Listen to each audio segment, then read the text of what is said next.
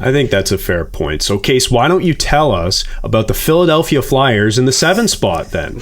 Yeah, man. Well, they just got Couturier back, and I think that's going to add a lot of... No, I did not have the Philadelphia Flyers in that spot. I had the Columbus Blue Jackets, who I think that just got unlucky last year. I don't think that they were going to be a good team, but I think that we expected more from them last year, and I think that they're going to get even better this year with their additions.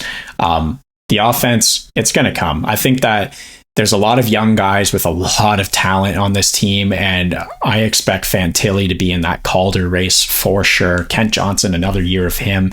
He was fun to watch, always is fun to watch, and he's going to be another talented player. Cole Sillinger, we hope he bounces back to kind of that first year Cole Sillinger. But then that top line is full of veterans who can score. Boone Jenner's one of the most complete players in the National Hockey League. He's actually one of the best fantasy players you could ever pick up. Solid. But Johnny Gaudreau, we're expecting him to bounce back to try to be that 100-point guy for these guys. And I really love the top 9 when it comes to scoring. That's really what these guys are. It's going to be a fun team to watch. And then the back end, boy, did they improve. Adding Provorov and Severson, I've had negative opinions about Severson in the past, just like every Devils fan has. He was a Jake Gardner. He was a polarizing player where you love him or you hate him, and that can flip-flop because he makes some mistakes in your own zone all the time. But boy, he's one of the best breakout passers in the league as well. I can't even count the amount of times that he hit a Devils player on the far blue line from like behind his net with a tape-to-tape pass breakaway, Jesper Bratt, little schnick in the net. So I'm excited to see what this D-Corps can bring. They have Zach Werenski for the season this year. He missed a lot of time last year. He's their guy. So this top 4 looks very strong. And then you're hoping that, Adam Boqvist with a little less spotlight on him and maybe some more favorable matches can make an impact on this team as well. The question mark, obviously, is goaltending. But once again, voodoo, magic beans, absolute nonsense, whatever classification you want to put on that we have said in the past about goaltending, that's what we're expecting out of this team. We saw Tarasov have some bright moments at times. We've seen Merzlikins be a number 1 goalie on, like a starting goalie in the National Hockey League before. He struggled last year, but we'll see what guy we get this year. And I think that this team's ready to make a big step. I'm sure they have a lot of internal competition, just as the Devils do, with being a kind of full rebuild team. And their prospect pool is nasty. And they put up oodles and doodles of goals in that prospect camp. So I'm excited to see which one of them can try to crack the roster this year. And I don't know, I guess I'm just overly optimistic about Columbus, whereas I feel pretty grim about the Washington Capitals state. So, yeah, I guess, the argument is that there's a lot of youth here and the goaltending is iffy.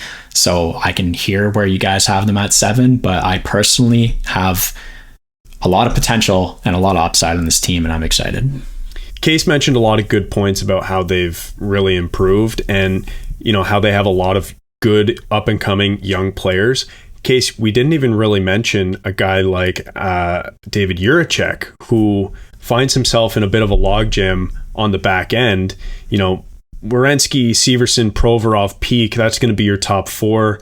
Goodbranson and Boqvist are probably going to be on your bottom pair, but then they also have a guy, Jake Bean, is still kicking around, Nick Blankenberg, and David Jiricek. All of those Isn't there players. Also like Knazko and Matejchuk? Like, yeah, those are guys I didn't mention because there is such a log jam. And that's what I was saying about the internal competition. I was excited to see who's going to make this team. It's not just the forwards, it's the defense. And the fact that I almost forgot about David Jiricek is I don't know, maybe a little telling. Corson Kuhlmans as well. Yeah. Svozil. I think he's a bit further out, but so many guys on this team who are eventually going to make it. But with all that being said, I just don't think this team is quite ready to challenge for a playoff spot. I think they're maybe a year or two away from being a competitive playoff bubble team.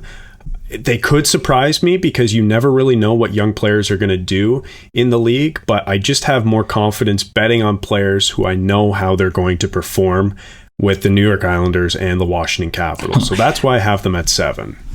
I had them at 6, but I didn't say they're going to be a playoff team. No, fair enough. But 6 at least, puts them into the conversation of maybe could make the playoffs if a few bounces go their way over the course of the season. A bit of more of a bubble team, but yeah, that's where I have them in the 7 spot. I think they're comfortably there, in my opinion. But that being said, of all teams in this division, this is the one team that I think could be the most surprising and could be really good relative to expectations. To mention something that I had in my notes, Babcock leaving, I think that's actually going to be a positive impact, believe it or not. Yeah. I can't believe I gave him the benefit of the doubt because I thought that what happened was such a ridiculous thing that I was like, well, there's no way that could be true. I gave him the benefit of the doubt, and I should be eating my own words because boy, was that stupid. But him leaving, like, think about what happened there. That's a team coming together and standing up for each other. Boone Jenner, he's got a gun to his head when he's saying those press conferences. But I feel like that they're really going to form together because of that. And it's some accidental 3D chess by Kakalainen. So, see the impact of that, but I think it's going to be for the best. I agree with that. You just hope that the players understand the context when they think about Boone Jenner and the statement that he put out jointly with Mike Babcock, because like you just said, he had a gun to his head. You just really hope that the players understand the situation he was put in and was sort of forced to do that, we think anyways, because that would be the last thing you want. Players turning on their captain who essentially didn't choose the players in terms of who he was advocating for. So yeah, no, I think that they get it. He doesn't have much of a choice there, and I think his character is gonna, if he gets put on testimony, it's gonna be, they're gonna be fine with it.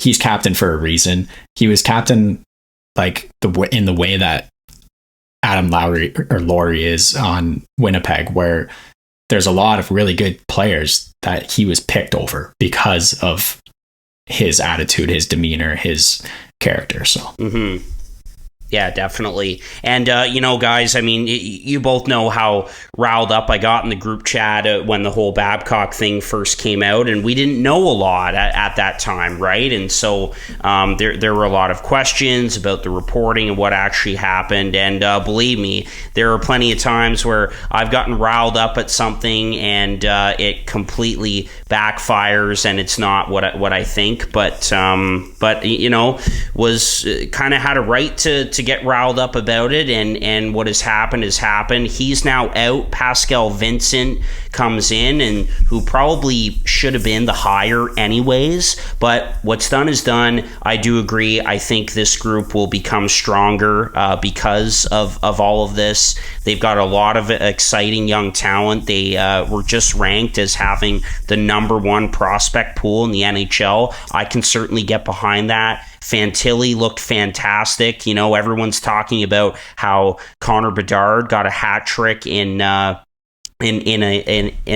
rookie game over the weekend and looked fantastic. Well, so did Adam Fantilli. It's just too bad that the Babcock stuff dominated the headlines when it comes to this team, but that's going to go away now, and we're going to be talking about Fantilli and all the exciting young players on this team. I think that they are really going to take a step. Guys that are looking for bounce back years as well. Ivan Provorov finally getting out of Philadelphia and having a change of scenery.